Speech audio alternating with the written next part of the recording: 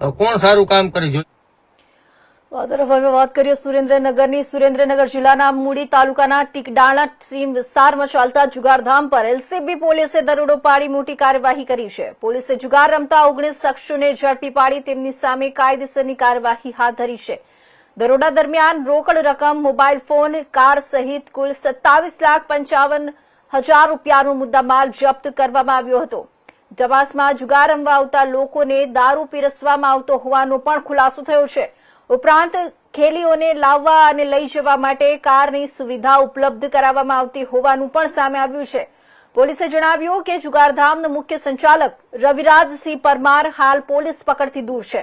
તેની શોધખોળ માટે અલગ અલગ ટીમો દ્વારા તપાસ હાથ ધરવામાં આવી છે। રાજકોટ, મોરબી, હળવદ સહિત વિવિધ વિસ્તારોમાંથી આવેલા ખેલીઓ પણ આ કાર્યવાહીમાં ઝડપાયા છે। પોલીસે ગુનો નોંધી વધુ તપાસ શરૂ કરી છે।